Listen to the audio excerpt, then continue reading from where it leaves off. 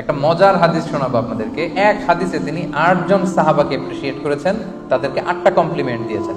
হাদিসটা শুনেন। হাদিসটা আপনারা বাংলাদেশে জুমার খুতবায় প্রায় শুনেছেন। আরহামু উম্মতি বি উম্মতি আবু বকর। রাসূল সাল্লাল্লাহু আলাইহি ওয়াসাল্লাম বলেছেন, আমার উম্মতের মধ্যে সবচেয়ে রহম দিল, সফট হার্টেড মানুষ হচ্ছে আবু বকর। আসলে উনি খুব সফট হার্টেড ছিলেন। উনি নামাজে দাঁড়ালে কান্নার কারণে তেলাওয়াতই করতে পারতেন না। আল্লাহ রাসূল সাল্লাল্লাহু আলাইহি ওয়াসাল্লাম ইন্তেকালের পরে উনি যখন খলিফা, উনি ইমাম, উনি নামাজ পড়াবে কি, উনি আলহামদুলিল্লাহি রাব্বিল আলামিন বলেই কান্না শুরু।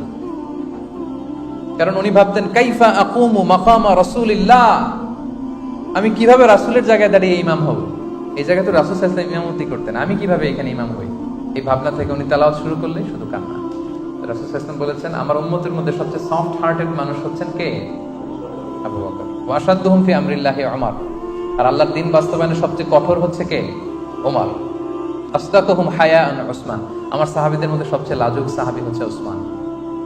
ওয়া আকরাউহুম লিকিতাবিল্লাহি উবাই ইবনে কাব। আর আল্লাহর কিতাব সবচেয়ে কারীদের মতো করে পড়তে পারতো যে সাহাবী, ওনার নাম হচ্ছে উবাই ইবনে কাব। ওয়া আফরাদুহুম যায়েদ ইবনে সাবিত। আর উত্তরাধিকার বন্টনের নীতিমালা সবচেয়ে ভালো জানে যায়েদ। বলতেছেন আর এক এক সাহাবী খুশিতে বাকবাক গদগদ হয়ে যাচ্ছে, মানে খুশিতে রাসূল সাল্লাল্লাহু আলাইহি ওয়াসাল্লাম আমাকে কমপ্লিমেন্ট দিচ্ছে। তারপর হচ্ছে ওয়া আ'লামুহুম বিল হালালি ওয়াল হারামি মুআয ইবনে জাবাল। হালাল হারামের স্পেশালিস্ট হচ্ছে মুআয ইবনে জাবাল। আর সবচেয়ে বিশ্বস্ত সাহাবী হচ্ছে আবু উবাইদা ইবনুল জাররাহ। 8 জন সাহাবীর 8টা গুণের কথা বললেন। আপনাদের কি মনে হয় রাসূল সাল্লাল্লাহু আলাইহি ওয়াসাল্লামের মুখ থেকে এই কমপ্লিমেন্ট গুলো পেয়ে ওনারা খুশি হয়েছেন না? আরো কিভাবে ভালো করা যায় ওনারা আরো ইন্সপিরেশন পাইছেন না? পেয়েছেন। আচ্ছা, এই হাদিসে ছিল সবচেয়ে কারি সাহাবা হচ্ছে উবাই ইবনে কাব। আচ্ছা, সবচেয়ে সুরেলা কণ্ঠের সাহাবীর নাম হচ্ছে আবু মুসা আল আশআরী রাদিয়াল্লাহু তাআলা আনহু। সবচেয়ে সুরেলা গলা, হ্যাঁ, সবচেয়ে মেলোডিয়াস ভয়েস ছিল। তিনি একবার রাতে তেলাওয়াত করতেছেন, ওনার বাসার পাশ দিয়ে রাসূল সাল্লাল্লাহু আলাইহি ওয়াসাল্লাম যাচ্ছে। রাসূল সাল্লাল্লাহু আলাইহি ওয়াসাল্লাম থেকে এত সুন্দর গলা, রাসূল সাল্লাল্লাহু আলাইহি ওয়াসাল্লাম আর যাচ্ছেন না, উনি শুধু শুনতেছেন। পরের দিন আবু মুসা আল আশআরীকে ডেকে রাসূল সাল্লাল্লাহু আলাইহি ওয়াসাল্লাম কি বললেন দেখেন। রাসূল সাল্লাল্লাহু আলাইহি ওয়াসাল্লাম বললেন, ইয়া আবা মুসা লাকাদ উতিতা মিজমারান মিন মাজামিরি আলি দাউদ। দাউদ নবীর কণ্ঠে আল্লাহ যে সুরের ঝংকার ঢেলে দিয়েছেন, এই উম্মতের মধ্যে আল্লাহ তোমার গলায় সেই সুরের ঝংকার ঢেলে দিয়েছেন। আবু মুসা বলল, ইয়া রাসূলুল্লাহ, আমার এই তেলাওয়াত আপনি কই শুনলেন? রাসূল সাল্লাল্লাহু আলাইহি ওয়াসাল্লাম বললেন, গত রাতে তুমি তেলাওয়াত করেছো না বাসায়, আমি দাঁড়িয়ে দাঁড়িয়ে শুনতেছি। আবু মুসা বলতেছে, তাই নাকি? ইয়া রাসূলুল্লাহ, আমি তো জানি না। আমি যদি জানতাম যে আমার তেলাওয়াত আপনি শুনতেছেন, আমি ফজর পর্যন্ত তেলাওয়াত করতেই থাকতাম, তেলাওয়াত আর বন্ধ করতাম না। দাউদ আলাইহিস সালাম নবীদের মধ্যে সবচেয়ে সুন্দর কণ্ঠের অধিকারী ছিলেন।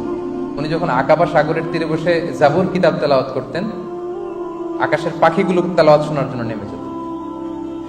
সাগরের মাছ চলে আসতো, বনের পশু চলে আসতো, এত মেলোডিয়াস ভয়েস ছিল। রাসূল সাল্লাল্লাহু আলাইহি ওয়াসাল্লাম বললেন, দাউদ নবীর কণ্ঠে যে সুরের ঝংকার, এই সাহাবীদের মধ্যে তোমার কণ্ঠে আল্লাহ সেই সুরের ঝংকার দিয়েছেন। সুবহানাল্লাহ। তাহলে দেখেন, কমপ্লিমেন্ট দিতে, এপ্রিসিয়েশনে কিন্তু রাসূল সাল্লাল্লাহু আলাইহি ওয়াসাল্লাম কখনো কার্পণ্যতা করেননি। কিন্তু আমাদের মধ্যে প্রায় কেমন যেন এই কার্পণ্যতা দেখা যায়। আমরা গুণগ্রাহী হতে চাই না, আমরা ক্রেডিট দিতে চাই না। আরেকটা মজার ব্যাপার হচ্ছে যে রাসূল সাল্লাল্লাহু আলাইহি ওয়াসাল্লাম শুধু যে সাহাবীদের মধ্যেই যারা কোয়ালিফাইড তাদেরই প্রশংসা করেছেন, এপ্রিসিয়েশন করেছেন এমন না। তিনি অনেক নন মুসলিমকেও ক্রেডিট দিয়েছেন। অমুসলিম, তারা মুসলিম না, তারপর রাসূল সাল্লাল্লাহু আলাইহি ওয়াসাল্লাম তাদের কি করেছেন? প্রশংসা করেছেন। যেমন ছোট্ট একটা উদাহরণ দেই। রাসূল সাল্লাল্লাহু আলাইহি ওয়াসাল্লাম যখন মদিনাতে যে পিস এগ্রিমেন্ট করলেন ইহুদিদের সাথে, যে মদিনায় অ্যাটাক হলে আমরা সবাই মিলে মদিনাকে সেভ করব। 3য় হিজরিতে মুশরিকরা এসে মদিনায় অ্যাটাক করলো, কিন্তু ইহুদিরা তো আর ঘর থেকে বেরোয় না, তারা তাদের কথা রাখে না। একজন ইহুদি ছাড়া, তার নাম হচ্ছে মুখাইরিক। তার নাম কি? মুখাইরিক। সে তার কথা রেখেছে, কোনো ইহুদি কথা রাখেনি, একজন কথা রেখেছে। সে ইহুদি হয়েও উহুদের যুদ্ধে মুসলমানদের পক্ষে কাফেরদের বিরুদ্ধে যুদ্ধ করে করে নিহত হয়েছে। তার লাশটা যখন রাসূল সাল্লাল্লাহু আলাইহি ওয়াসাল্লামের কাছে আনা হলো, তিনি লাশটা দেখে বললেন, মুখাইরিক খায়রু ইয়াহুদ, মানে মুখাইরিক is the best of among the Jews. ইহুদিদের মধ্যে সবচেয়ে শ্রেষ্ঠ হচ্ছে মুখাইরিক, কেননা সে তার কথা রেখেছে। সুবহানাল্লাহ। তার মানে এপ্রিসিয়েশনটা রাসূল সাল্লাল্লাহু আলাইহি ওয়াসাল্লাম যে শুধু মুসলিমদেরই করতেন, তার সাহাবাদেরই করতেন এমন না। অমুসলিমদের মধ্যেও যদি রাসূল সাল্লাল্লাহু আলাইহি ওয়াসাল্লাম কোনো ভালো গুণ দেখতেন, এটাও তিনি কি করতেন? ক্রেডিট কিন্তু তিনি দিতেন, তিনি কিন্তু কমপ্লিমেন্ট দিতেন, এপ্রিসিয়েশন করতেন। তাহলে সুসম্পর্ক বাড়ানোর 4 নম্বর পদ্ধতি হচ্ছে এপ্রিসিয়েশন করা। আল্লাহ রাসূল সাল্লাল্লাহু আলাইহি ওয়াসাল্লাম, একটা মজার ব্যাপার বলি, আল্লাহ রাসূল সাল্লাল্লাহু আলাইহি ওয়াসাল্লাম নিজে যেমনি অসুস্থদের দেখতে যেতেন, সাহাবারাও কিন্তু এই প্র্যাকটিসটা করতেন। একবার রাসূল সাল্লাল্লাহু আলাইহি ওয়াসাল্লাম জিজ্ঞেস করলেন, আজকে নফল রোজা রেখেছো কে?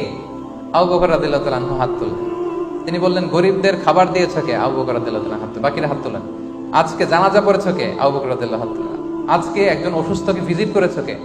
আবু বকর রাদিয়াল্লাহু তাআলা হাত তুলেন। আল্লাহ রাসূল বললেন, এতগুলো ভালো গুণ যার মধ্যে থাকে এত জান্নাতি না হয়ে পারে না। সুবহানাল্লাহি ওয়া বিহামদিহি। কি চমৎকার গুণের অধিকারী ওনারা ছিলেন।